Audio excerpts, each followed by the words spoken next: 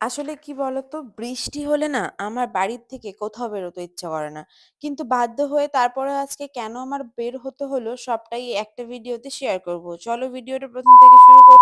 Hello everyone, welcome back to my mini blog. কেমন আছো তোমরা সকলে? আমি তোমাদের সকলের প্রিয় রত্না। আমার নতুন একটা মিনি ভিডিওতে সবাইকে জানাচ্ছি ওয়েলকাম।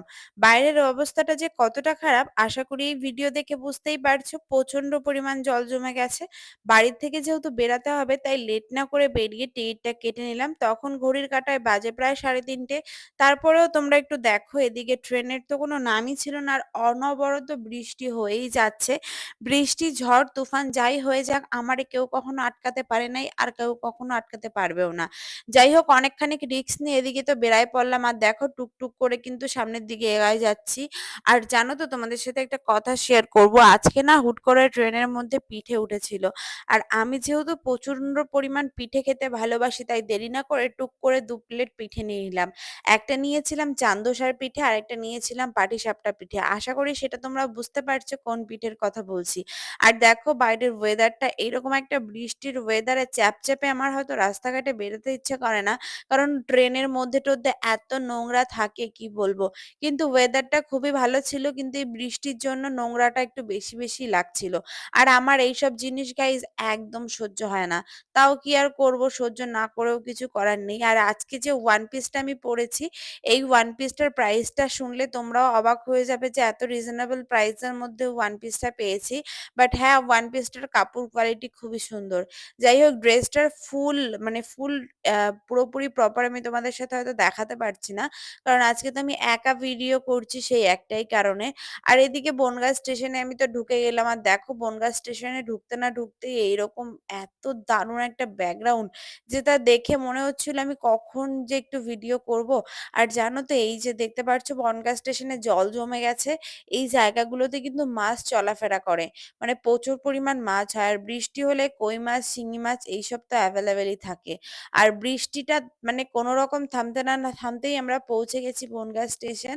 আর বনগাঁ স্টেশনে পৌঁছে এখন কিন্তু টুকটুক করে আমরা যাচ্ছি ১ নাম্বার প্ল্যাটফর্মের দিকে। কারণ এখন আমাদের রানাঘাটের ট্রেন ধরতে হবে, আর সেই ট্রেনটা কিন্তু ১ নাম্বার প্ল্যাটফর্ম থেকেই ছাড়ে।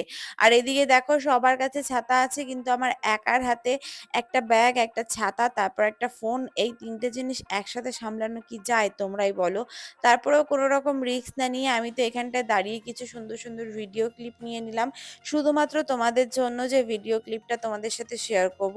আর আজকের এই যে ড্রেসটা, এই ড্রেসটা পরে আমি একটাও ফটো তুলতে পারিনি। বাট ড্রেসটা প্রচন্ড সুন্দর আর খুব অ্যাস্থেটিক লাগছিল। আর ড্রেসটার কালারটা নিয়ে কোনো তো কথা হবে না।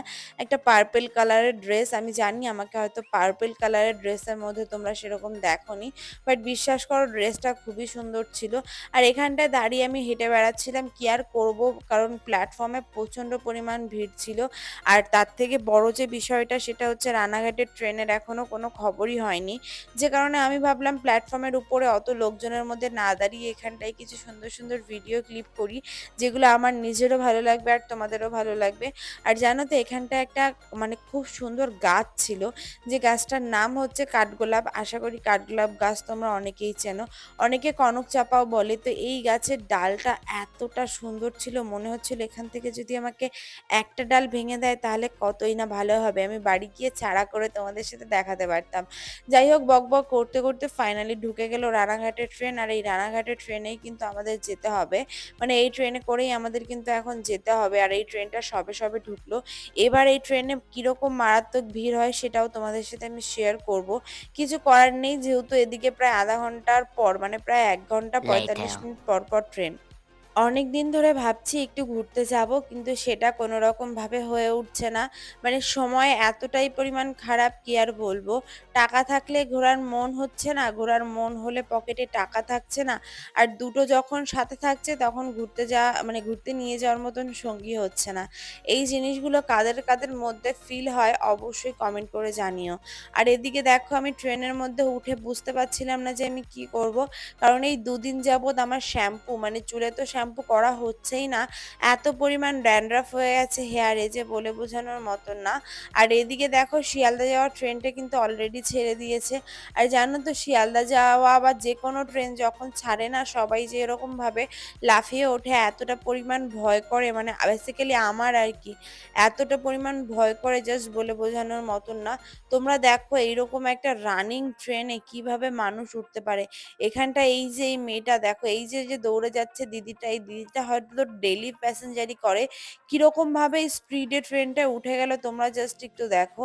মানে সবাই পুরো অবাক হয়ে গেছে যে একটা মেয়ে হয়ে এতটা রিস্ক নিতে পারে। তাহলে ছেলেরা কত রিস্ক নেয় সেই জিনিসটা জাস্ট একবার মানে পুরোপুরি একবার কল্পনা করো। বেসিক্যালি আমার প্রচন্ড ভয় করে। আমি কখনো রানিং ট্রেনে উঠতে চাইও না। মানে উঠিও না। দরকার হলে আমি ১ ঘন্টা পড়ে যাবো। কিন্তু আমি রানিং ট্রেন থেকে নামা ওঠা এই জিনিসটা প্রচন্ড অপছন্দ করি।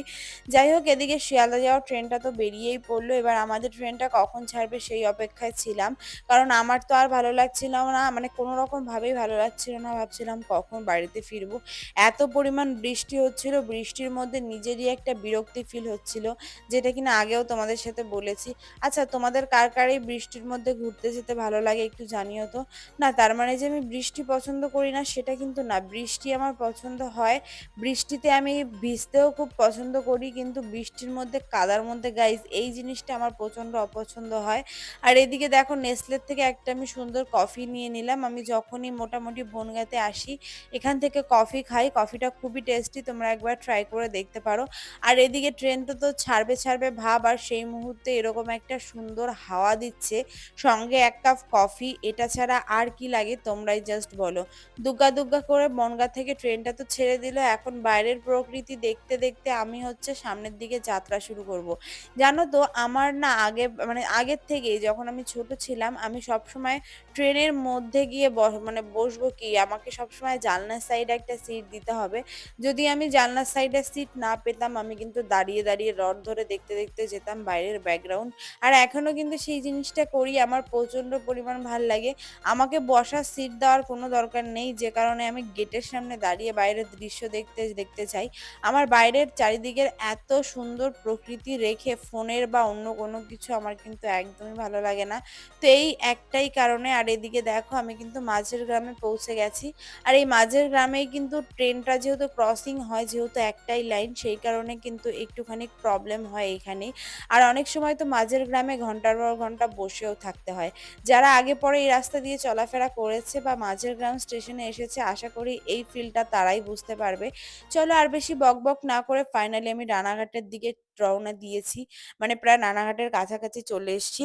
আজকে আমার যে কাজটা ছিল রানাঘাটে সেটাই এখন কমপ্লিট করব। দেন আমি এখন বাড়ির দিকে যাব। আর এই টাওয়ারের এই ঘরটা দেখলেই মনে হয় রানাঘাট চলে এসেছি।